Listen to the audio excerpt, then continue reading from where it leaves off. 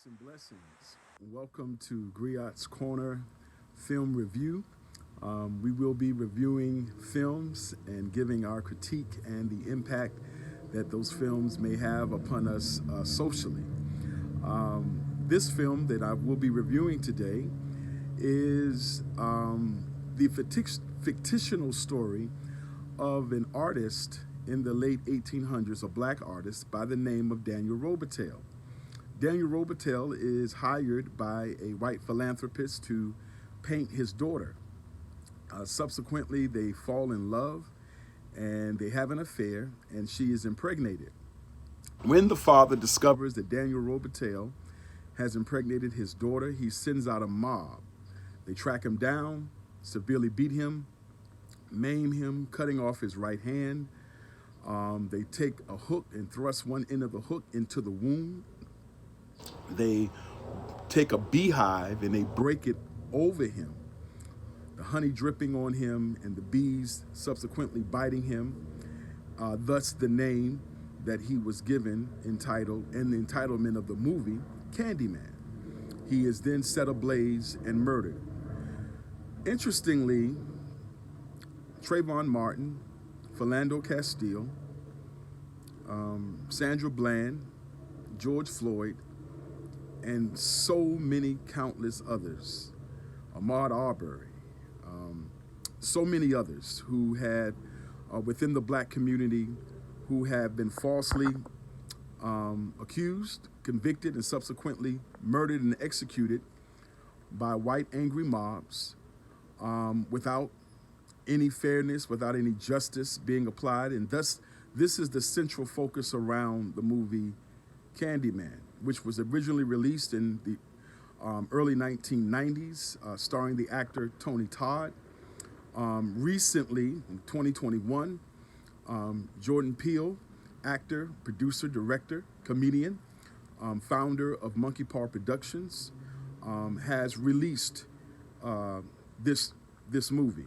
And interestingly, you know that Jordan Peele, with the movies Get Out and Us, that have been released, that also had a social message in the midst of giving you the thematic horror violence, if you will.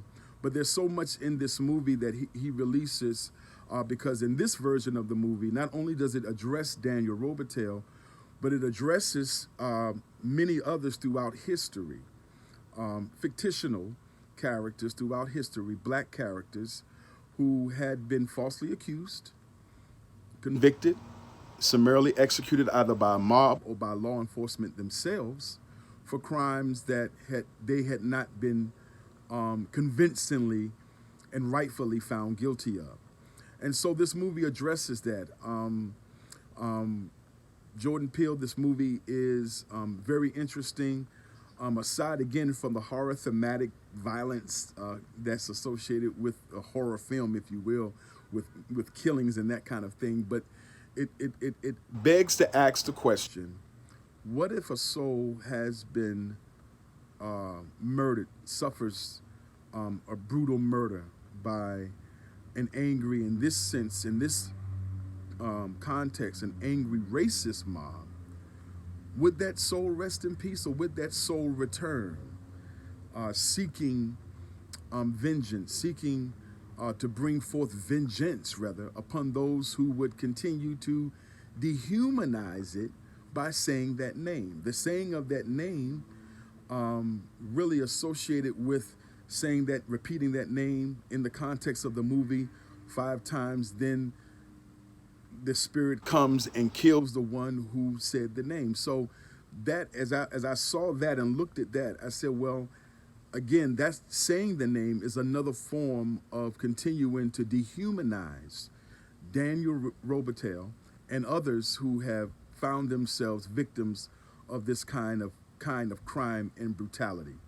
This is a part of the American system. It's a part of the institutional formats of how businesses are run, financial institutions, educational institutions, judicial systems are done, and how there's so many right now who are even in penal institutions who have been falsely accused, convicted, and sentenced for crimes that either they were innocent of or crimes that were summarily in comparison to um, white defendants who had to go into court where they were given lighter sentences. And so this addresses that. It addresses that in the context of course, the horror genre, but socially it does have a greater impact that I think that if we really take a moment to just pause, it not only speaks to one community.